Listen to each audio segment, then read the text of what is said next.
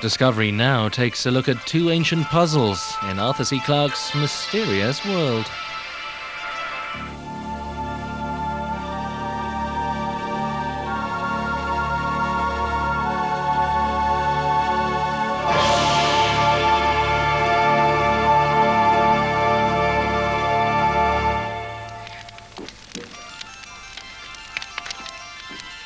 How did men find the technology 2,500 years ago to melt rock and turn their hilltop fortresses into impregnable glass? Can this German scientist justify his astonishing claim that these relics are an electric battery invented long before the birth of Christ? The remarkable thing is that these objects are 2,200 years old. That means 2,000 years before electricity was invented in Europe, in Italy. In Athens, has this distinguished professor found irrefutable evidence of ancient wisdom? Can it be that in the heart of this fragment, lost from a ship 2,000 years ago, lie hidden the cogwheels of the world's first computer? Mysteries from the files of Arthur C. Clarke, author of 2001 and inventor of the communications satellite. Now in retreat in Sri Lanka, after a lifetime of science, space, and writing, he ponders the riddles of this and other worlds. A lot of rubbish has been written about mysterious knowledge possessed by the ancients. They didn't need any help from visitors from outer space to do this sort of thing.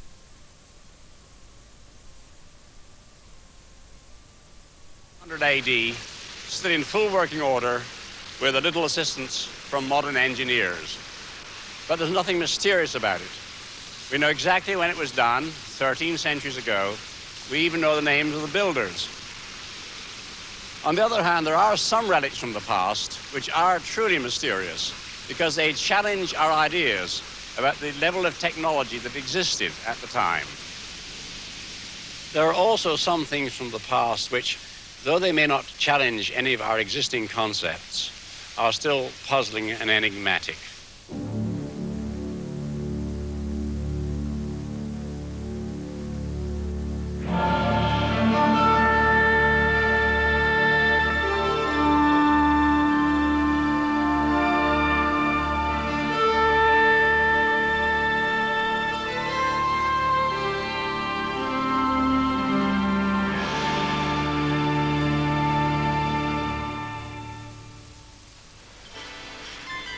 Heathrow Airport, London.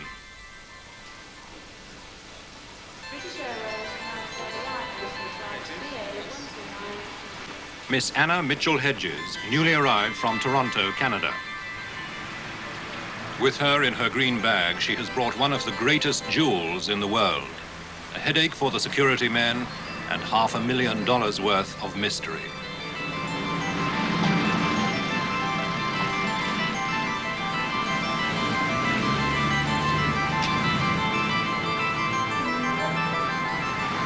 In London, the tangled story of her sinister treasure may at last be unraveled. She found it herself in a lost city when she was a girl. My father was excavating in Central America, in British Honduras, and we found an old ruin of Maya who he thought had something to do with Atlantis. And we excavated for about 7 years, clearing the ground, and then one day we spotted something shining through the stones, and that was my 17th birthday. So we were full of happiness and joy.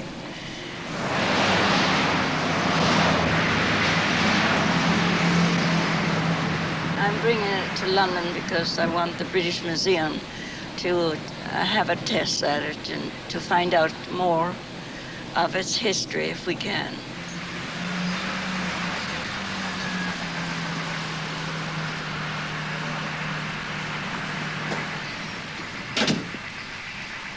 Burlington Gardens near Piccadilly Circus. Few of the works of art brought here for analysis at the Museum of Mankind present a challenge as great and as frustrating to the experts as the one Anna Mitchell-Hedges unveils in the laboratories in the depths of the building.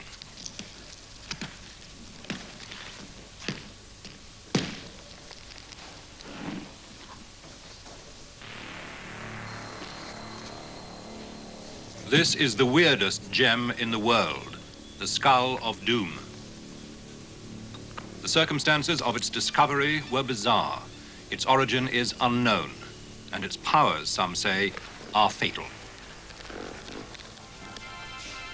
The Maya people say it was used to will death or to heal. And like if an old medicine man or a witch doctor was getting too old to perform a ceremony, a young man was chosen, and both laid in front of the altar, and the high priest would perform a ceremony, and the old man, knowledge, would go into this young boy, and the old man would pass away peacefully, but this young boy would get up as a very knowledgeable young man.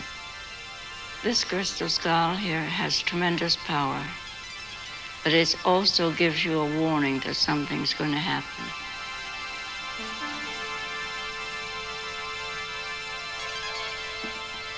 To Anna's father, the crystal skull was the strangest trophy in a lifetime of adventure.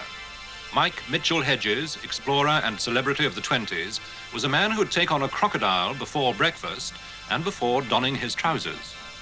Primitive tribes offered him their choicest brides and hailed him as a god.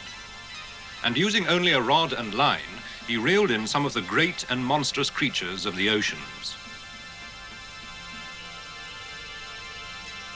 In 1924, in British Honduras, he found his buried city, Lubantun. Mitchell Hedges believed it was part of the lost Atlantis. With the local people, the Maya, he cleared the jungle from Lubantun's pyramids and platforms. On the last of these expeditions, he brought Anna, his adopted daughter, to the city. It was on her 17th birthday that they first glimpsed the crystal skull amidst the fallen stones. For days we kept seeing something shining through the stones where the sun was giving. And of course we were anxious to get to that one spot. I went to pick it up because I had smaller hands than the other people did. And I picked it up and showed it to my father. And he just couldn't believe that we found this beautiful crystal skull. As you see, it's got all the little lumps that you have on your own head. And if you look deep down in the eyes, you'll see sockets down in the eyes. And the jaw moves like a human jaw. Almost from the day of its discovery, this, the largest worked gemstone in the world, has been a mystery. Thomas Gann, who was there, and Lady Richmond Brown stayed silent. Mitchell Hedges simply said, "It is the embodiment of all evil." But the question remains, was it really an ancient symbol of death that took generations to fashion, or could it have been modern? The only hint lies in an uncannily similar but less intricate skull in the care of the Museum of Mankind in London. It was bought from Tiffany's, the New York jewelers, in 1898, property, it was said, of a Mexican soldier of fortune. Rock crystal is impossible to date, but the Tiffany skull does bear a faint trace, which could betray the moment when a modern cutting tool accidentally slipped.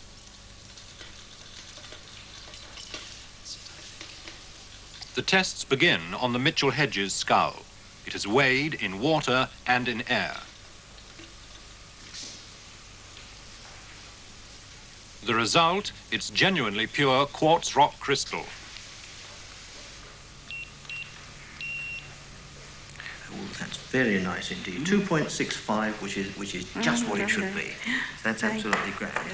There are no telltale scratches on this flawless surface to help top gem expert Alan Jobbins date the skull of doom. We see no positive evidence on it that metal has been used. There's no positive evidence of that, but it may have been very skillfully concealed. It's a skillful, sophisticated job. If it's made by primitive people, it's absolutely amazing.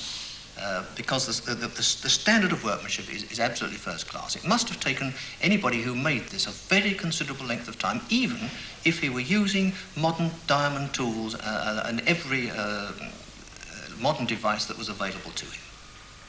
The most likely source for quarrying such a large and immaculate block of crystal would be Brazil.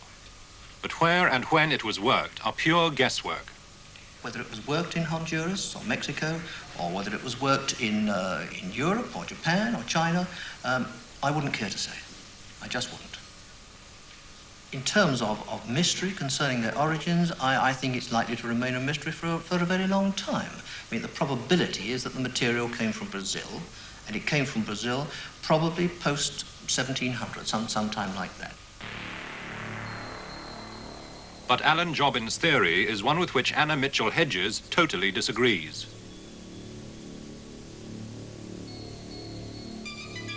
The skull was made long before that, about 3,600 years ago. This is what the Maya people told us. I lived 7 years with the Maya people as a child, and I lived and ate and slept the same way they slept on the earth. And once you live with people who are so down to nature, you got to believe them.